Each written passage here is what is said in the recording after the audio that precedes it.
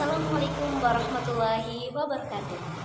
Perkenalkan, saya Alifia Rostina, mahasiswa UIN Profesor K. Haji Saifuddin Zuhri Purwokerto, Program Studi Pendidikan Agama Islam, Fakultas Tarbiyah dan Ilmu Keguruan.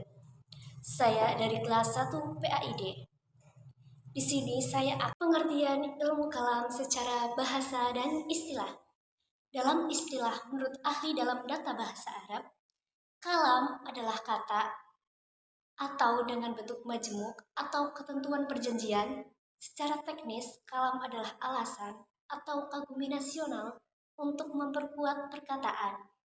Sedangkan menurut bahasa, kalam merupakan kata umum tentang perkataan sedikit atau banyaknya yang dapat digunakan untuk setiap bentuk pembicaraan. Likulli ma yatakallamu bihi, atau ekspresi suara yang berturut-turut hingga pesan-pesan suara itu jelas maksudnya. Ilmu kalam secara istilah adalah ilmu yang membicarakan bagaimana menetapkan kepercayaan keagamaan, terutama agama Islam, dengan bukti-bukti yang yakin. Ilmu kalam adalah ilmu yang membahas soal-soal keimanan yang sering juga disebut dengan ilmu ushuluddin. Peristiwa terbunuhnya Utsman bin Affan dan penyebab peristiwa itu terjadi. Pembunuhan Utsman bin Affan adalah pemberontakan masyarakat pada tahun 35 Hijriah yang melawan Utsman bin Affan, yang pada saat itu adalah khalifah ketiga umat Islam. Awal pemberontakan muncul dari masyarakat Mesir sebagai tanggapan atas pemecatan Amr bin As dari jabatan gubernur Mesir dan pengangkatan Abdullah bin Abi sebagai penggantinya. Cara Utsman dalam memerintah adalah mempercayakan posisi penting kepada kerabatnya yaitu Bani Umayyah, serta memberikan bagian besar dari harta baik amal kepada mereka yang menyebabkan ketidakpuasan dan protes dari kalangan masyarakat, khususnya para sahabat Nabi Muhammad SAW. Dan pemberontas Mesir pindah ke Madinah untuk melakukan unjuk rasa. Dan dengan perantara Imam Ali, Utsman berkomitmen untuk mereformasikan banyak hal yang berguna bagi masyarakat Mesir. Ketika dalam perjalanan kembali ke Mesir, mereka menemukan surat Utsman yang ditunjukkan kepada gubernur Mesir, yang dimana Utsman memerintahkan untuk membunuh dan memenjarakan mereka. Oleh karena itu, mereka kembali ke Madinah dan menuntut pengunduran diri Utsman dari kursi khalifahan.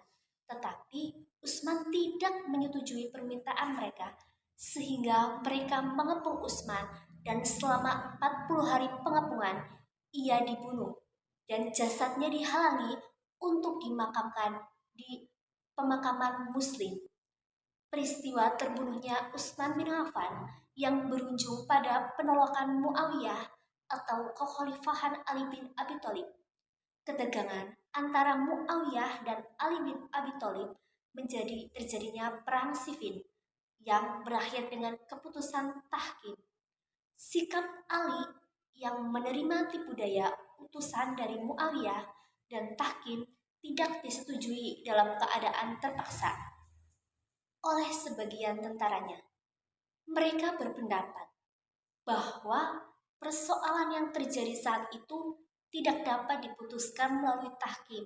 Keputusan hanya datang dari Allah Subhanahu wa Ta'ala dengan kembali pada hukum-hukum yang ada dalam Al-Quran. Penyebab Utsman bin Affan terbunuh adalah rentetan fitnah politik. Sejarah kemunculan Khawarij.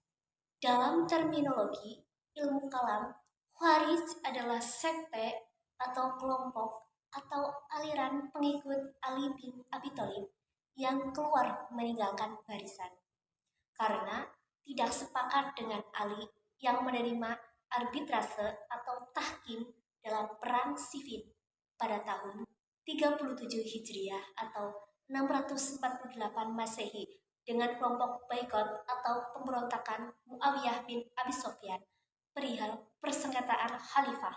Kelompok khalifah pada mulanya memandang Ali dan pasukannya berada di pihak yang benar karena Ali merupakan khalifah yang sah yang telah dibaiat masyarakat umat Islam. Sementara Muawiyah berada di pihak yang salah karena pemberontakan kepada khalifah yang sah.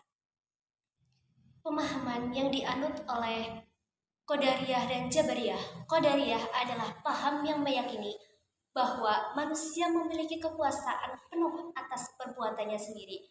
Segala tindakannya, mulai dari lahir ke dunia. Berdasarkan pengertian tersebut, paham Qadariyah untuk nama aliran yang memberi penekanan atas kebebasan dan kekuatan manusia dalam mewujudkan perbuatan-perbuatannya tersebut. Qadariyah telah melekat pada aliran yang percaya bahwa manusia mempunyai kebebasan berkehendak. Demikianlah pemahaman kaum Sunni pada umumnya. Sebutan ini diberikan kepada para pengikut paham Qadar oleh lawan mereka dengan merujuk pada hadis yang membuat negatif nama Qadariyah yang berbunyi Tahumajhu Ummah, artinya Qadariyah adalah umat ini. Kemudian Jabariyah, aliran Jabariyah pada pemahaman yang mewakili bahwa umat manusia tidak ada kemampuan dalam hal apapun. Semuanya sudah ditentukan oleh Allah Subhanahu wa taala. Baik tindakan mulai dari lahir ke dunia, bekerja, jodoh, hingga maut sudah di tangan Allah Subhanahu wa taala.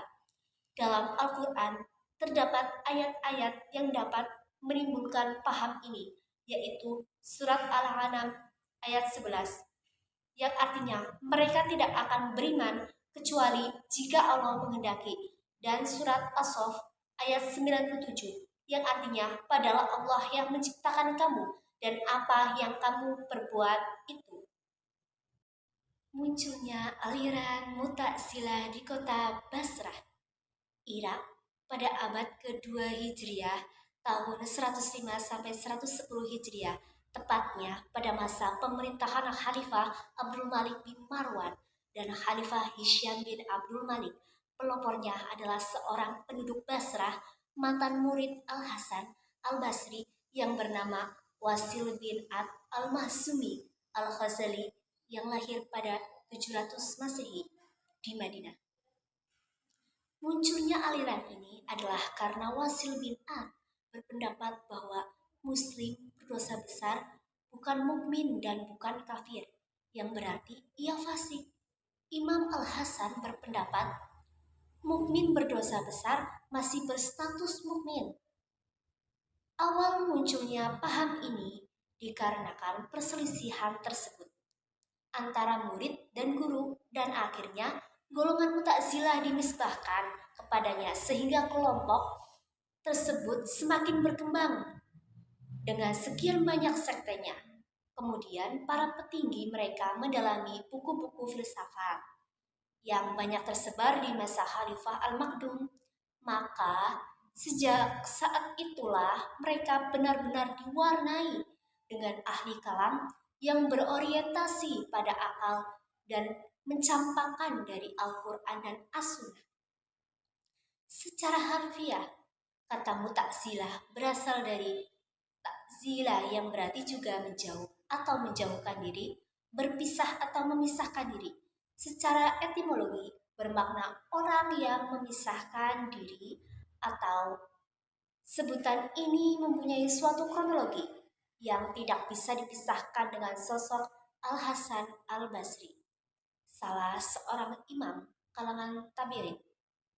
Asy-Syaikh Ani berkata, suatu hari datanglah seorang laki-laki pada Al-Hasan Al-Basri seraya berkata, wahai imam, dalam agama telah muncul di zaman kita ini kelompok yang mengagetkan pelaku dosa besar, dan dosa tersebut diyakinkan sebagai suatu yang dapat mengeluarkan pelakunya dari agama.